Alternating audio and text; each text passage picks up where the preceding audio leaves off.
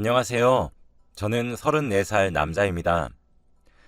제가 이렇게 사연을 보내는 이유는 제 신부가 될 여자에게 특별한 결혼 선물을 주고 싶어서입니다. 제가 이만큼 사랑한다는 걸 보여주고 싶네요.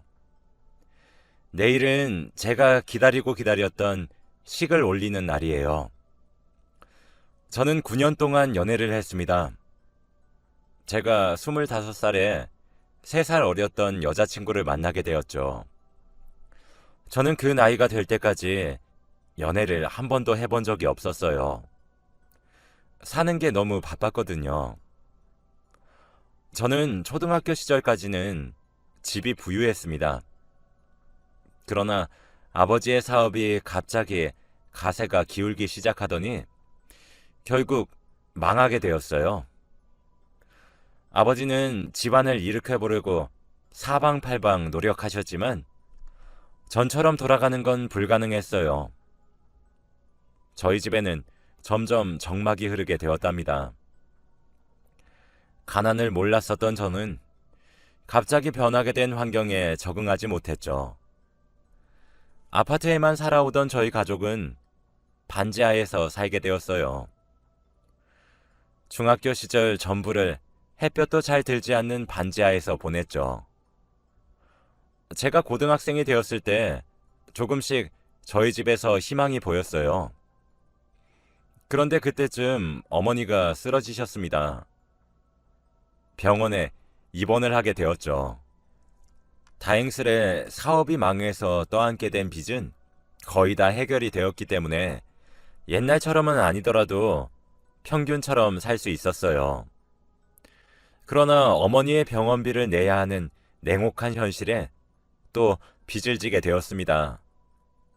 살만하다 싶으면 무너지고 또 괜찮아질만 하면 다시 무너지게 만드는 이 현실이 너무 차갑고 냉혹하게 느껴졌죠. 제가 잠들어 있을 때 단칸방 구석에 혼자 소주를 한 잔 드시며 자책하시는 아버지를 보고 저는 죽기 살기로 공부를 해야겠다고 다짐했습니다. 저는 그 흔한 사춘기 시절에 하는 반항 한번 해보지 않았어요. 그것도 여유가 있어야 반항을 받아주니까요. 제가 엇나간다면 아버지의 희망을 꺾는 일이 될 것만 같았습니다. 아버지의 피나는 노력으로 제가 고등학교를 졸업할 무렵에 단칸방을 탈출할 수 있었어요.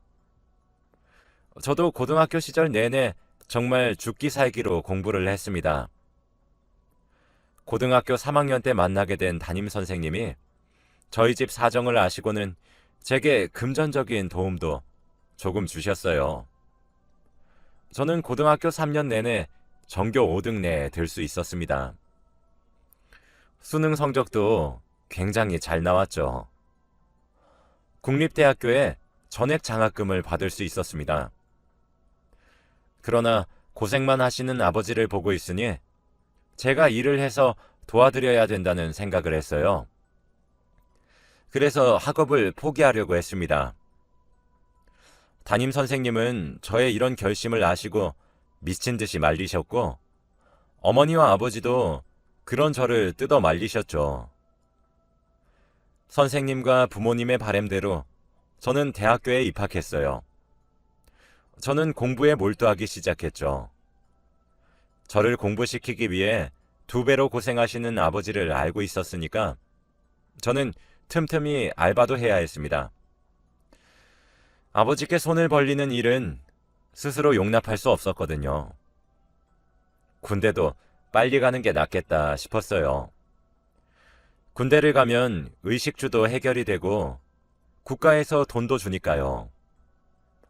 그렇게 20대 초반을 다 흘려보냈습니다. 엄청나게 불행했던 시절을 보낸 것은 아니었지만 여유가 없어 그리 행복한 시절도 아니었어요. 그렇게 하루하루를 벅차게 살던 도중 운명적으로 여자친구를 만나게 되었습니다.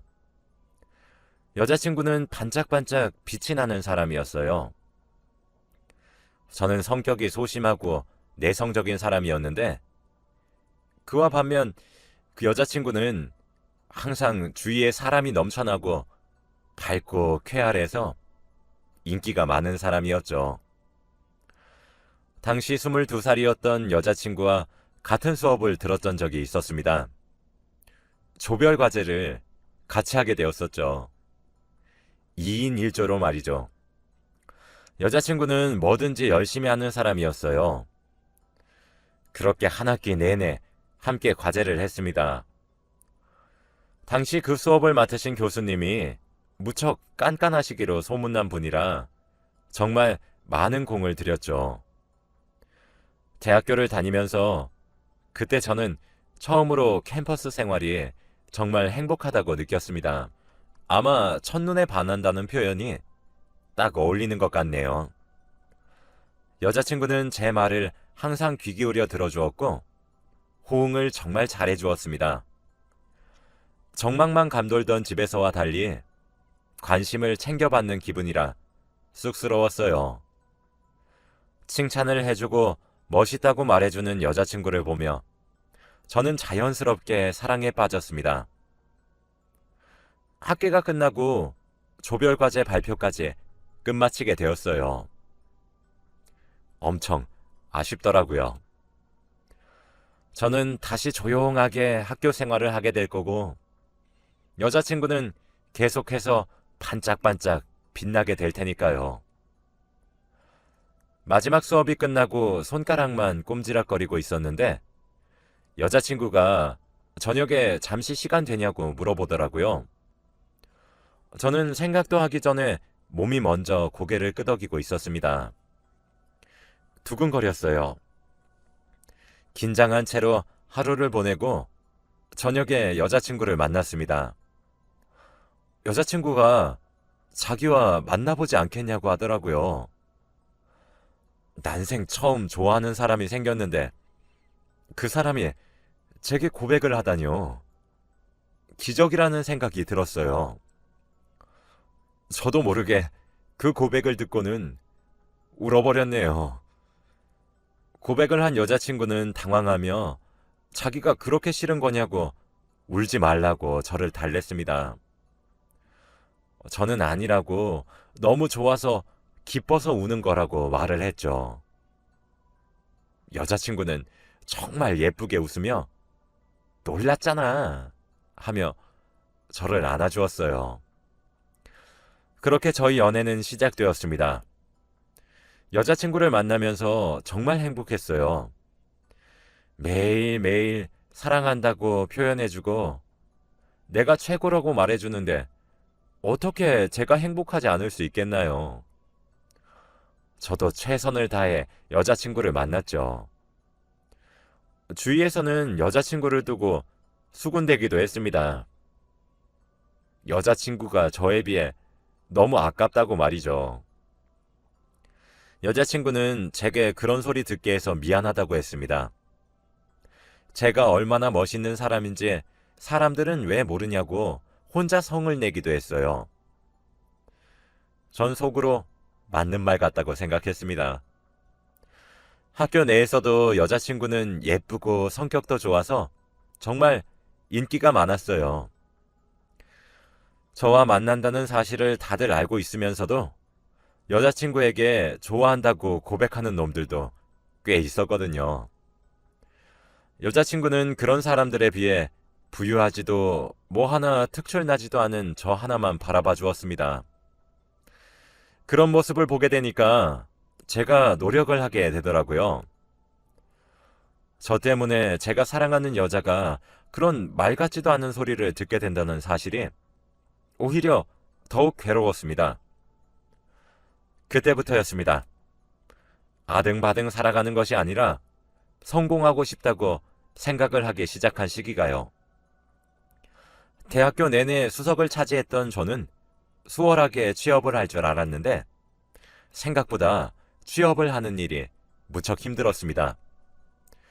그때마다 여자친구는 직접 도시락을 싸서 독서실에 전달해 주었고 일주일에 한 번씩 손편지도 써서 제 몰래 잠바 주머니에 넣어놓고 가곤 했어요. 매년 돌아오는 제 생일날마다 미역국도 끓여 보온병에 가져다 주었죠. 9년 동안 매번 그랬는데 사실 처음에 해준 미역국은 정말 사랑의 힘으로 먹었습니다. 미역국이 어떻게 짜면서 달 수 있는지 신기했었죠. 맛있냐고 물어보는 여자친구의 물음에 겨우 웃으며 먹었던 적이 있네요. 여자친구는 다행이라면서 자기도 이제 처음 먹어본다며 한 입 먹더라고요. 그러더니 먹자마자 퇴 뱉고 떨리는 눈으로 오빠, 이거 버리자. 이거 뭐야? 라고 말하며 저를 쳐다봤어요. 여자친구의 그런 모습이 정말 너무 귀여웠습니다. 지금은 아주 기가 막히게 잘 끓일 줄 알아요. 제가 가장 좋아하는 음식이 되었죠. 여자친구는 그 당시 얘기를 꺼내면 얼굴이 토마토처럼 새빨개지며 나이가 어려서 뭘 몰라서 그런 거라고 소리를 지릅니다. 또 여자친구의 취미가 뜨개질이라 겨울마다 항상 뭘 하나씩 떠서 선물해주고는 했어요. 처음에 떠준 목도리는 삐뚤빼뚤하고 두께도 일정하지 못했어요. 저는 이게 뭐냐고 웃다가도 사실 겨울 내내 그 목도리만 메고 다녔어요. 만나는 사람마다 자랑하기도 했죠. 그러나 이제 여자친구는 눈 깜짝하면 모자도 뚝딱 뜰 줄 알고 수면 양말도 만들어줘요. 이런 걸 보면 참 오랜 세월을 만나긴 했나 보다 싶기도 합니다. 매번 크리스마스에 받는 선물처럼 깜짝 놀래켜주고 감동만 주는 여자친구를 보며 무너지는 자신을 다잡았어요. 어떻게든 성공해서 이 여자 하나는 무조건 책임지고 만다. 이 생각 하나만 했었죠. 그 마음 하나가 저를 성공하게 해준 커다란 동기가 되었던 것 같아요. 제 여자친구는 또 성격뿐만 아니라 성품도 정말 좋아요. 저희 어머니가 아파서 병원에 계속 입원해 계셨었는데 저 몰래 병원에 찾아가 어머니께 인사도 드리고 말동무도 해드렸다고 하더라고요. 이 사실도 정말 한참 뒤에 알게 되었습니다. 어머니가 얘기를 해주시면서 너무 예쁘고 착한 아이라며 입이 마르고 닳도록 칭찬을 하셨죠. 저는 그런 여자친구가 점점 더 좋아졌어요. 버스에서도 항상 할머니나 할아버지께 자리를 선뜻 양보하고 지하철에 돈을 구걸하시는 사람들을 보면 지나치지 않고 지폐가 없다면 동전이라도 팍팍 긁어 모아주곤 했죠. 한 달에 한 번씩 자원봉사를 나가기도 했습니다. 당시 주머니의 사정이 여의치가 않아 남들처럼 비싼 브랜드의 커피를 사서 따뜻하게 데이트를 할 수 없어도 여자친구는 자기가 가장 좋아하는 커피는 자판기에서 뽑아먹는 밀크커피라고 씩 웃는 여자친구에게 미안함과 고마움을 동시에 느꼈어요. 다른 커플들은 여름엔 시원한 곳으로, 겨울엔 따뜻한 곳으로 데이트를 하러 갔지만 저희는 항상 공원에 산책하러 갔어요. 위축이 되려고 할 때마다 여자친구는 저랑 두 손 꼭 잡고 공원길을 산책하면 제일 행복하다고 말해주었죠. 제가 아무리 100을 주면 여자친구는 항상 150을 돌려주었습니다. 여자친구의 헌신적인 뒷바라지로 저는 4년의 취업준비 시절을 끝내고 이름을 대면 누구나 다 알 수 있는 공기업 공채에 당당히 합격을 할 수 있었어요. 그 누구보다 여자친구가 뛸 듯이 기뻐했습니다. 늘 돈 1,000원에도 벌벌 떨었는데 신입인데도 월급으로 한 달에 500만 원씩 받기 시작하니 심장이 놀랄 것 같더라고요. 제가 첫 월급을 받고 이제까지 여유롭지 않게 데이트를 해야만 했던 여자친구를 위해 난생 처음으로 백화점에 가서 몇백만 원짜리 명품 가방을 하나 사서 선물을 했습니다. 뛸 듯이 기뻐할 여자친구를 상상하면서요. 여자친구는 선물을 건네받고는 바로 환불을 하러 가자더라고요. 그러면서 저보고, 오빠, 이런 건 너무 부담스러워.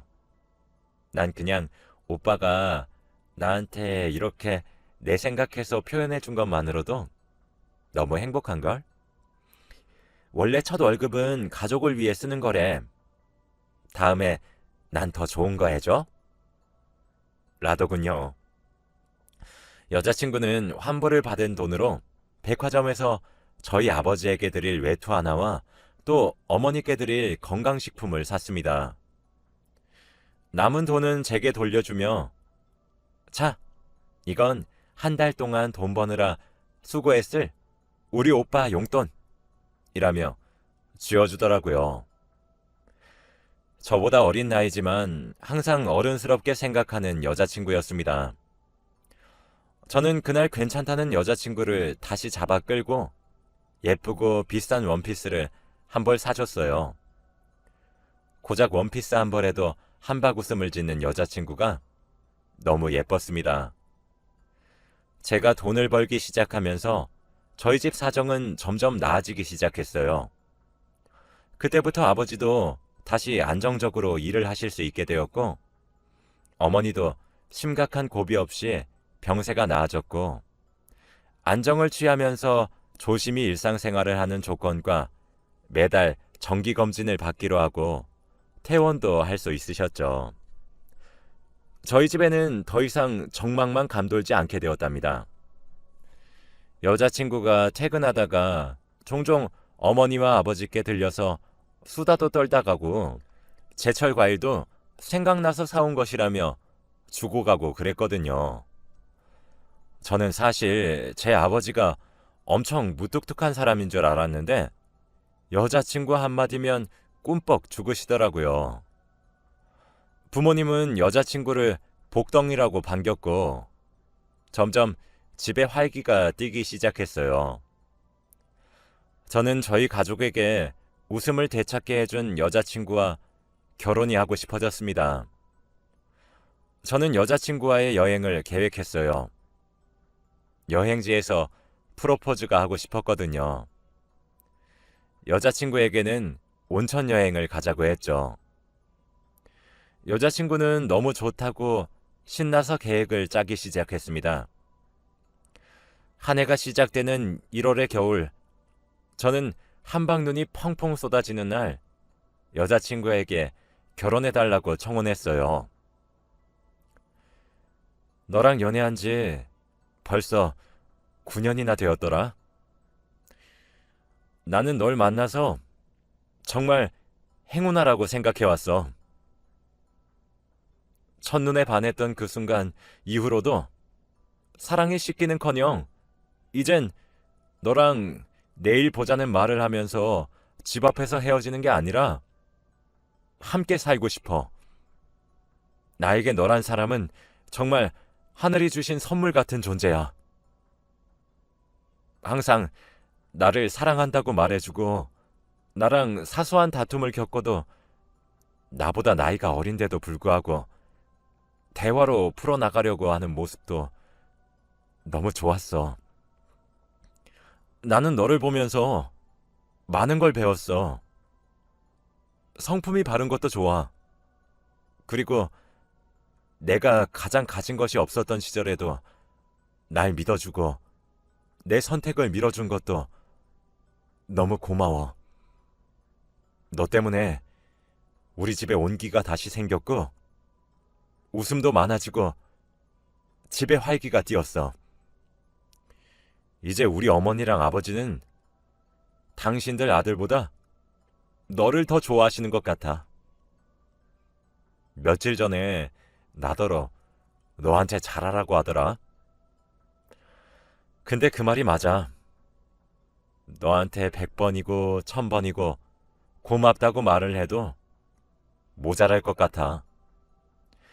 그리고 고마운 만큼 너를 너무 많이 사랑해.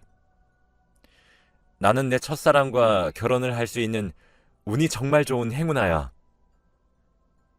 내가 너에 비해 너무 부족하겠지만 나랑 결혼해 줄래? 라고 말이죠. 사실 너무 긴장해서 정확하게 기억하진 못해요. 여자친구는 감동이라며 눈물을 쏟으며 제 청혼을 받아주었습니다. 저는 여자친구에게 말을 했어요. 내가 정말 잘할게. 이때까지 나한테 쏟아줬던 사랑을 내가 몇 배 불려서 다시 되갚아줄게. 라고 했더니 저보고 그러더라고요. 아니야, 오빠. 오빠가 나보다 더 큰 사람이야. 항상 오빠는 내가 주는 사랑보다 더 크게 보답해줬어. 오빠가 날 얼마나 많이 아껴주고 사랑해줬는데.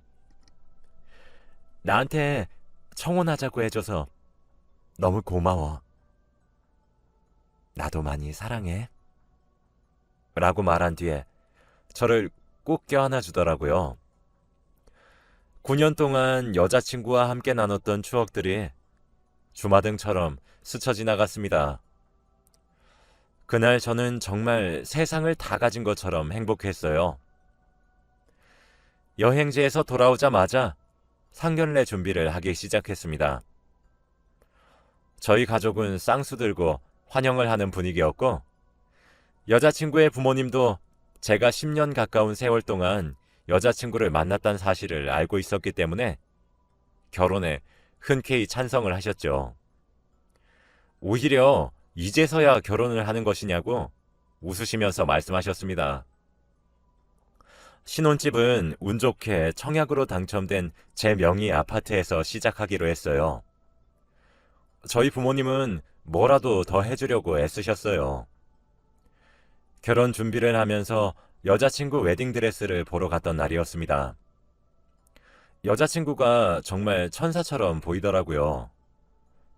진짜 너무 예쁘고 아름다워서 말문이 턱하고 막혔어요. 여자친구는 여전히 저에게 자꾸 밖에서 민망하게 팔불출짓 좀 그만하라고 하는데 저는 세상을 다 얻은 것 같았어요. 지금도 소리를 지르고 싶은 심정입니다. 이렇게 예쁜 여자랑 결혼한다고 말이죠. 이런 말을 들을 때마다 여자친구는 기겁을 하면서 제 어깨를 찰싹찰싹 때리는데 그것마저도 아주 예뻐 죽겠습니다. 며칠 전에는 여자친구가 제게 그러더라고요. 오빠, 나중에 시간이 많이 흐르면 오빠 눈에 씌인 콩깍지가 벗겨지면 어떡하지? 라고요. 저는 에? 내가? 아니, 그렇다고 해서 콩깍지가 벗겨지다니. 난 한 번도 콩깍지가 씌었던 적이 없는데? 라고 너스레를 떨었더니 여자친구가 에휴 하며 한숨을 푹 쉬더라고요. 그런 모습도 얼마나 사랑스러운지 몰라요. 저는 이제 내일이면 드디어 제가 사랑하는 여자친구와 결혼을 합니다. 저도 이제 유부남이 되네요. 제 부족한 글을 읽어주셔서 감사하고 내일 결혼하는 저희 부부를 위해 많이 많이 축하해 주세요. 마지막으로 제 여자친구에게 연정아, 부족한 남자친구인 나를 믿고 사랑해 주어서 너무 고마워. 한평생을 옆에서 갚아도 모자랄 것 같지만 그럼에도 불구하고 항상 좋은 남편이 되도록 노력할게. 9년 동안 우리가 그랬듯 앞으로도 잘해 나가자. 나랑 결혼해줘서 고맙고 정말 많이 많이 사랑해. 라고 전하고 싶어요.